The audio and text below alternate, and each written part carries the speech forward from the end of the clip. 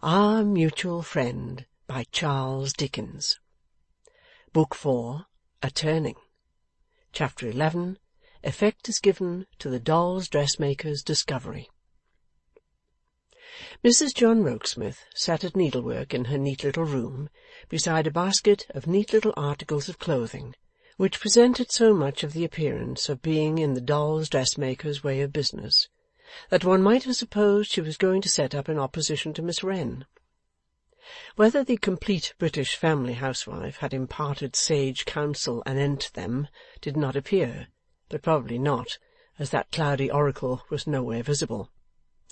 For certain, however, Mrs. John Rokesmith stitched at them with so dexterous a hand that she must have taken lessons of somebody. Love is in all things a most wonderful teacher, and perhaps love, from a pictorial point of view, with nothing on but a thimble, had been teaching this branch of needlework to Mrs. John Rokesmith. It was near John's time for coming home, but as Mrs. John was desirous to finish a special triumph of her skill before dinner, she did not go out to meet him. Placidly, though rather consequentially smiling, she sat stitching away with a regular sound, like a sort of dimpled little charming Dresden china clock, by the very best maker. A knock at the door, and a ring at the bell. Not John, or Bella would have flown out to meet him. Then who, if not John? Bella was asking herself the question, when that fluttering little fool of a servant fluttered in, saying, "Mr. Lightwood!" Oh, good gracious! Bella had but time to throw a handkerchief over the basket when Mr. Lightwood made his bow. There was something amiss with Mr. Lightwood, for he was strangely grave, and looked ill. With a brief reference to the happy time when it had been his privilege to know Mrs. Rokesmith as Miss Wilfer, Mr. Lightwood explained what was amiss with him and why he came. He came bearing Lizzie Hexam's earnest hope that Mrs. John Rokesmith would see her married. Bella was so flattered by the request, and by the short narrative he had feelingly given her, that there never was a more timely smelling-bottle than John's knock. "My husband," said Bella. "I bring him in."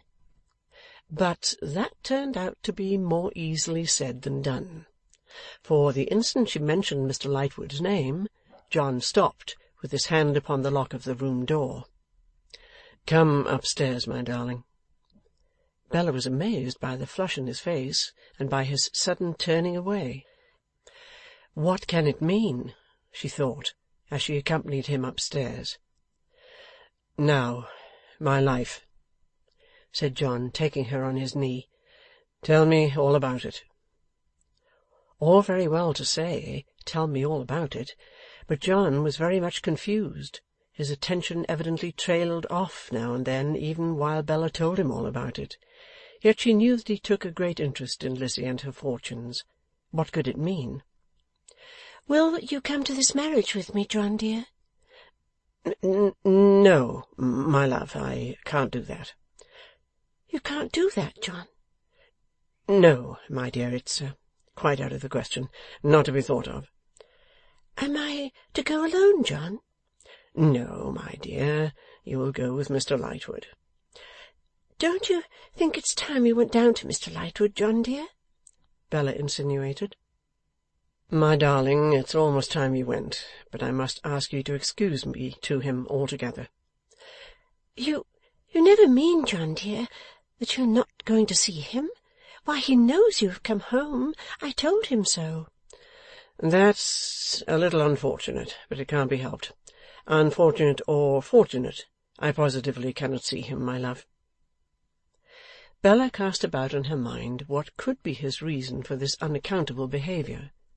As she sat on his knee, looking at him in astonishment and pouting a little, a weak reason presented itself. "John dear, you never can be jealous of Mr. Lightwood." "Why, my precious child," returned her husband, laughing outright, "how could I be jealous of him? Why should I be jealous of him?" "Because, you know, John," pursued Bella, pouting a little more, "though he did rather admire me once, it was not my fault." 'It was your fault that I admired you,' returned her husband, with a look of pride in her. 'And why not your fault that he admired you? But I, jealous on that account? Why, I must go distracted for life, if I turned jealous of every one who used to find my wife beautiful and winning.' 'I am half angry with you, John dear,' said Bella, laughing a little, 'and half pleased with you, because you are such a stupid old fellow, and yet you say nice things as if you meant them. Don't be mysterious, sir. What harm do you know of Mr. Lightwood?' 'None, my love.' 'What has he ever done to you, John?' 'He has never done anything to me, my dear. I know no more against him than I know against Mr. Wrayburn. He has never done anything to me, neither has Mr. Wrayburn, and yet I have exactly the same objection to both of them.' 'Oh, John!' retorted Bella, as if she were giving him up for a bad job, as she used to give up herself. 'You're nothing better than a sphinx, and a married sphinx isn't a nice confidential husband,' said Bella, in a tone of injury. 'Bella, my life,' said John Rokesmith, touching her cheek with a grave smile, as she cast down her eyes and pouted again, 'look at me. I want to speak to you.' 'In earnest, Bluebeard of the secret chamber?' asked Bella, clearing her pretty face. 'In earnest, and I confess to the secret chamber. Don't you remember that you asked me not to declare what I thought of your higher qualities until you had been tried?' 'Yes, John dear, and I fully meant it, and I fully mean it.' 'The time will come, my darling, I am no prophet, but I say so, when you will be tried. The time will come, I think, when you will undergo a trial through which you will never pass quite triumphantly for me, unless you can put perfect faith in me.' 'Then you may be sure of me, John dear, for I can put perfect faith in you, and I do, and I always, always will. Don't judge me by a little thing like this, John. In little things I am a little thing myself, I always was, but in great things I hope not. I don't mean to boast, John dear, but I hope not.' He was even better convinced of the truth of what she said than she was, as he felt her loving arms about him. If the Golden Dustman's riches had been his to stake, he would have staked them to the last farthing on the fidelity through good and evil of her affectionate and trusting heart. 'Now, I'll go down to and go away with Mr. Lightwood,' said Bella, springing up.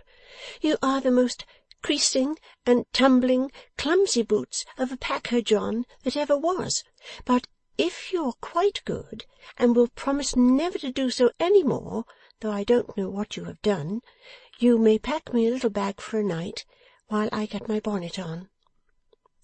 He gaily complied, and she tied her dimpled chin up, and shook her head into her bonnet, and pulled out the bows of her bonnet strings, and got her gloves on, finger by finger, and finally got them on her little plump hands, and bade him good-bye, and went down. Mr. Lightwood's impatience was much relieved when he found her dressed for departure. 'Mr. Rokesmith goes with us?'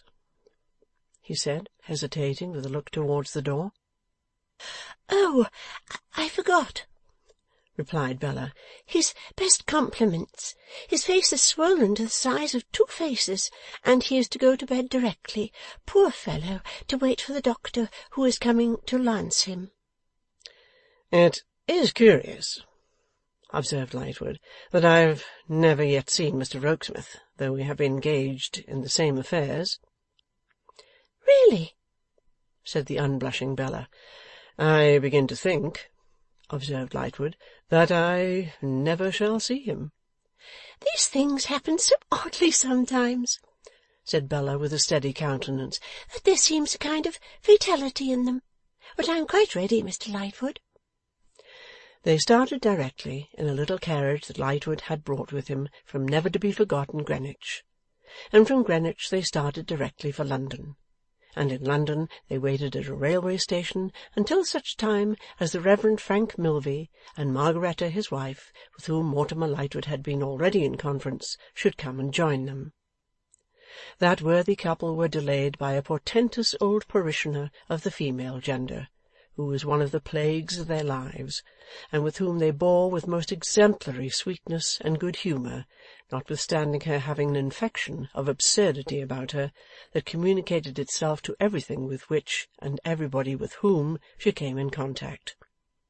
She was a member of the Reverend Frank's congregation, and made a point of distinguishing herself in that body by conspicuously weeping at everything, however cheering, said by the Reverend Frank in his public ministration; also by applying to herself the various lamentations of David, and complaining in a personally injured manner, much in arrear of the clerk and the rest of the respondents, that her enemies were digging pitfalls about her and breaking her with rods of iron.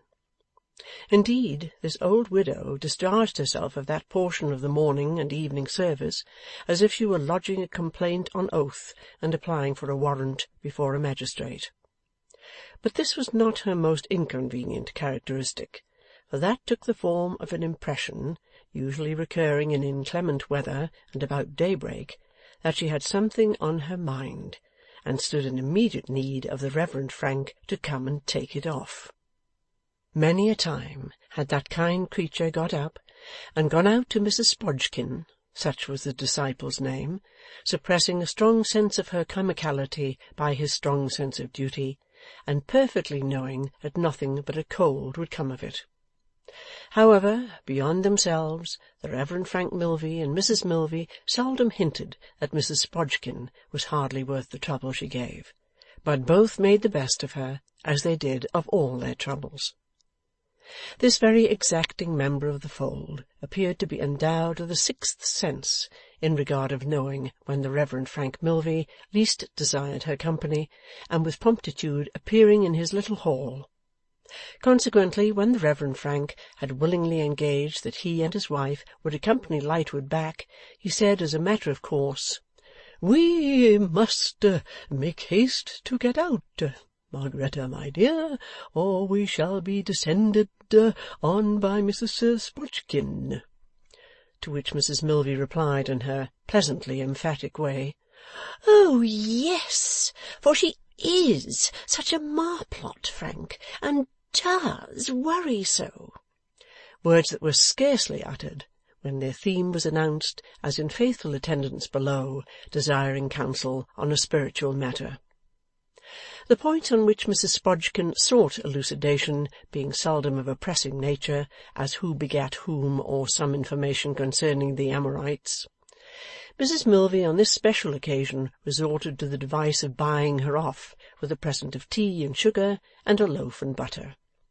These gifts Mrs. Sprodgkin accepted, but still insisted on dutifully remaining in the hall to curtsy to the Reverend Frank as he came forth, who, incautiously saying, in his genial manner, "Well, Sally, there you are," involved himself in a discursive address from Mrs. Sprodgkin, revolving around the result that she regarded tea and sugar in the light of myrrh and frankincense, and considered bread and butter identical with locusts and wild honey. Having communicated this edifying piece of information, Mrs. Sprodgkin was left still unadjourned in the hall, and Mr. and Mrs. Milvey hurried in a heated condition to the railway station.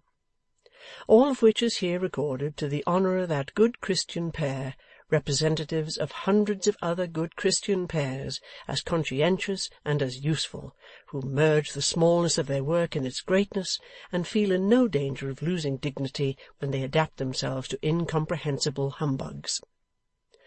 "Detained at the last moment by one who had a claim upon me," was the Reverend Frank's apology to Lightwood, taking no thought of himself. To which Mrs. Milvey added, taking thought for him, like the championing little wife she was, "Oh, yes, detained at the last moment. But as to the claim, Frank, I must say that I do think you are over-considerate sometimes, and allow that to be a little abused." Bella felt conscious, in spite of her late pledge for herself, that her husband's absence would give disagreeable occasion for surprise to the Milveys, nor could she appear quite at her ease when Mrs Milvey asked, "How is Mr Rokesmith, and is he gone before us, or does he follow us?" It becoming necessary upon this to send him to bed again and hold him in waiting to be lanced again, Bella did it, but not half as well on the second occasion as on the first, for a twice-told white one seems almost to become a black one when you are not used to it. "Oh dear," said Mrs Milvey, "I am so sorry. Mr Rokesmith took such an interest in Lizzie Hexam when we were there before, and if we had only known of his face, we could have given him something that would have kept it down long enough for so short a purpose." By way of making the white one whiter, Bella hastened to stipulate that he was not in pain. Mrs Milvey was so glad of it. "I don't know how it is," said Mrs Milvey, "and I am sure you don't, Frank, but the clergy and their wives seem to cause swelled faces. Whenever I take notice of a child in the school, it seems to me as if its face swelled instantly. Frank never makes acquaintance with a new old woman but she gets the face ache. And another thing is, we do make the poor children sniff so. I don't know how we do it, and I should be so glad not to, but the more we take notice of them, the more they sniff, just as they do when the text is given out. Frank, that's a schoolmaster. I have seen him somewhere." The reference was to a young man of reserved appearance, in a coat and waistcoat of black and pantaloons of pepper and salt. He had come into the office of the station from its interior in an unsettled way, immediately after Lightwood had gone out to the train, and he had been hurriedly reading the printed bills and notices on the wall. He had had a wandering interest in what was said among the people waiting there and passing to and fro. He had drawn nearer at about the time when Mrs Milvey mentioned Lizzie Hexam, and had remained near since, though always glancing towards the door by which Lightwood had gone out. He stood with his back towards them and his gloved hands clasped behind him. There was now so evident a faltering upon him, expressive of indecision whether or no he should express his having heard himself referred to, that Mr Milvey spoke to him. "I cannot recall your name," he said, "but I remember to have seen you in your school." "My name is Bradley Headstone, sir," he replied, backing into a more retired place. "I ought to have remembered it," said Mr Milvey, giving him his hand. "I hope you are well. A little overworked, I am afraid." "Yes, I am overworked just at present, sir." "Had no play in your last holiday time?" "No, sir." "All the work and no play, Mr Headstone, will not make dullness in your case, I dare say, but it will make dyspepsia if you don't take care." "I will endeavour to take care, sir. Might I beg leave to speak to you outside a moment?" "By all means." It was evening, and the office was well lighted. The schoolmaster, who had never remitted his watch on Lightwood's door, now moved by another door to a corner without, where there was more shadow than light, and said, plucking at his gloves, "One of your ladies, sir, mentioned within my hearing a name that I am acquainted with. I may say well acquainted with. The name of the sister of an old pupil of mine. He was my pupil for a long time, and has got on and gone upward rapidly. The name of Hexam. The name of Lizzie Hexam." He seemed to be a shy man, struggling against nervousness, and spoke in a very constrained way. The break he set between his last two sentences was quite embarrassing to his hearer. "Yes, replied Mr Milvey. "We are going down to see her." "I gathered as much, sir. I hope there is nothing amiss with the sister of my old pupil. I hope no bereavement has befallen her. I hope she is in no affliction, has lost no relation." Mr Milvey thought this a man with a very odd manner, and a dark downward look, but he answered in his usual open way. "I am glad to tell you, Mr Headstone, that the sister of your old pupil has not sustained any such loss. You thought I might be going down to bury someone?" "That may have been the connection of ideas, sir, with your clerical character, but I was not conscious of it. Then you are not, sir?" A man with a very odd manner indeed, and with a lurking look that was quite oppressive. "No, in fact," said Mr Milvey, "since you are so interested in the sister of your old pupil, I may as well tell you that I am going down to marry her." The schoolmaster started back. "Not to marry her myself," said Mr Milvey with a smile, "because I have a wife already. To perform the marriage service at her wedding." Bradley Headstone caught hold of a pillar behind him. If Mr Milvey knew an ashy face when he saw it, he saw it then. "You are quite ill, Mr Headstone." "It is not much, sir. It will pass over very soon. I am accustomed to be seized with giddiness. Don't let me detain you, sir. I stand in need of no assistance. I thank you. Much obliged by your sparing me these minutes of your time."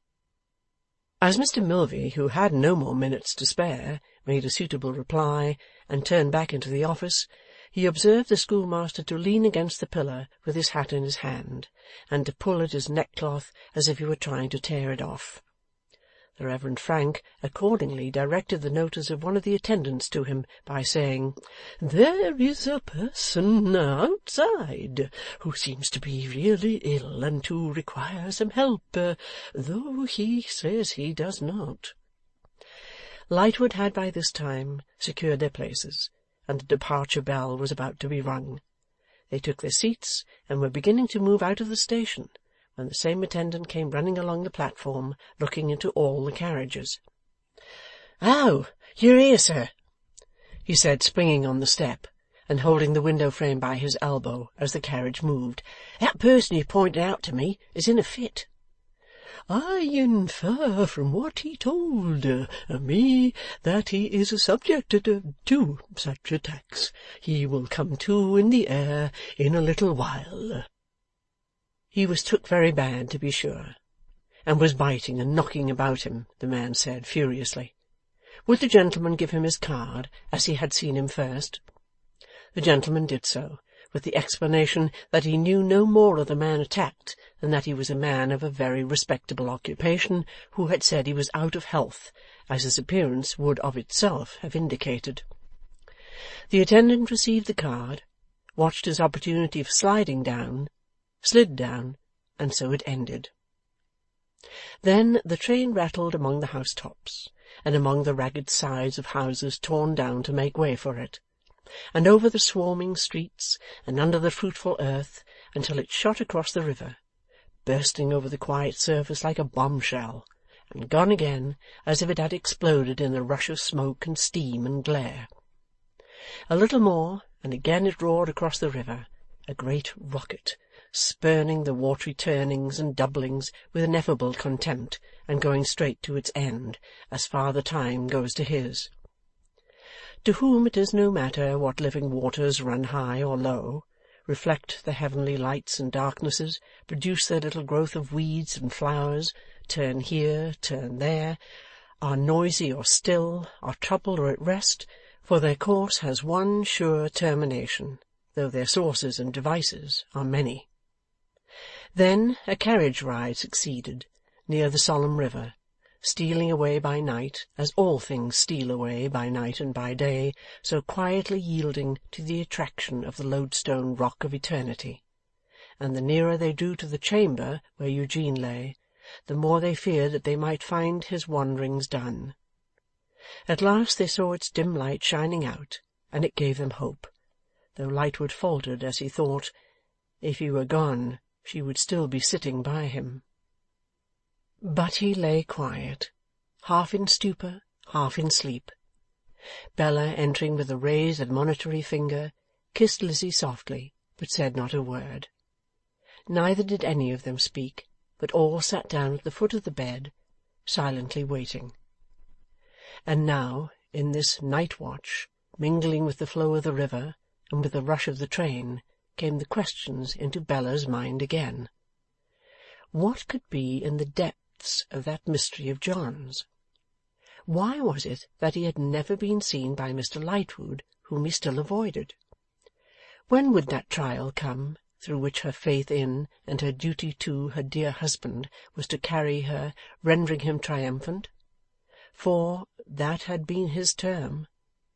Her passing through the trial was to make the man she loved with all her heart triumphant, term not to sink out of sight in Bella's breast.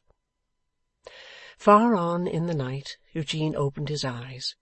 He was sensible, and said at once, "How does the time go? Has our Mortimer come back?" Lightwood was there immediately to answer for himself. "Yes, Eugene, and all is ready." "Dear boy," returned Eugene with a smile, "we both thank you heartily. Lizzie, tell them how welcome they are, and that I would be eloquent if I could." "There is no need," said Mr. Milvey. "We know it. Are you better, Mr. Wrayburn?" "I am much happier," said Eugene.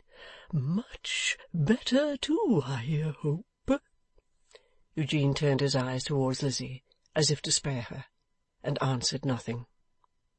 Then they all stood round the bed, and Mr. Milvey, opening his book, began the service, so rarely associated with the shadow of death, so inseparable in the mind from a flush of life and gaiety and hope and health and joy.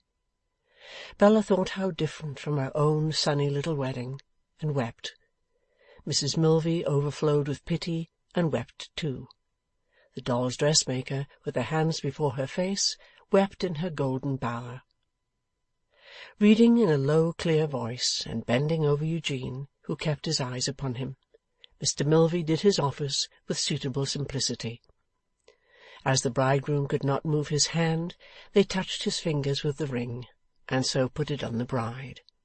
When the two plighted their troth, she laid her hand on his, and kept it there. When the ceremony was done, and all the rest departed from the room, she drew her arm under his head, and laid her own head down upon the pillow by his side. "Undraw the curtains, my dear girl," said Eugene after a while, "and let us see our wedding day."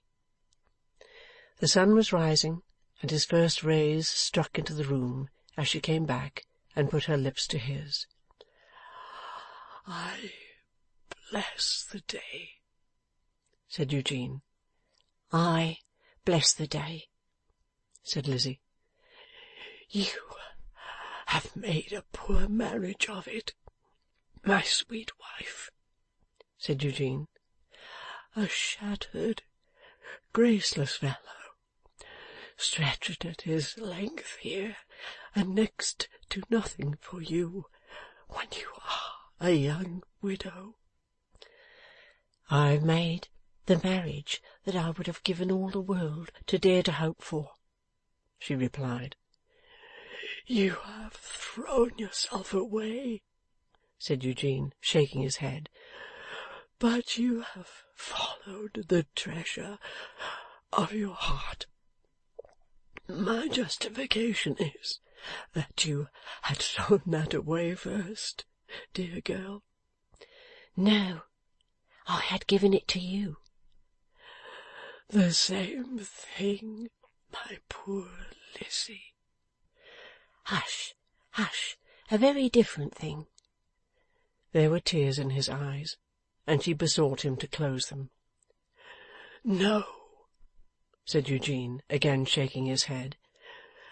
Let me look at you, Lizzie, while I can. You brave, devoted girl. You heroine. Her own eyes filled under his praises, and when he mustered strength to move his wounded head a very little way and lay it on her bosom, the tears of both fell. Lizzie, said Eugene after a silence, when you see me wandering away from this refuge that I have so ill deserved, speak to me by my name, and I think I shall come back. Yes, dear Eugene. There, he exclaimed, smiling. I should have gone then, but for that. A little while afterwards, when he appeared to be sinking into insensibility, she said in a calm, loving voice, Eugene, my dear husband. He immediately answered, There, again.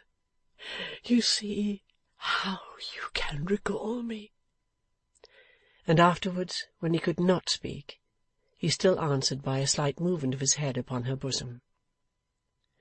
The sun was high in the sky when she gently disengaged herself to give him the stimulants and nourishment he required. The utter helplessness of the wreck of him that lay cast ashore there now alarmed her, but he himself appeared a little more hopeful. Ah, my beloved Lizzie, he said faintly, how shall I ever pay all I owe you if I recover? Don't be ashamed of me, she replied, and you will have more than paid all. It would require a life, Lizzie, to pay all. More than a life. Live for that, then. Live for me, Eugene. Live to see how hard I will try to improve myself and never to discredit you. My darling girl, he replied, rallying more of his old manner than he had ever yet got together. On the contrary, I have been thinking whether it is not the best thing I can do to die. The best thing you can do, to leave me with a broken heart. I don't mean that, my dear girl. I was not thinking of that. What I was thinking of was this.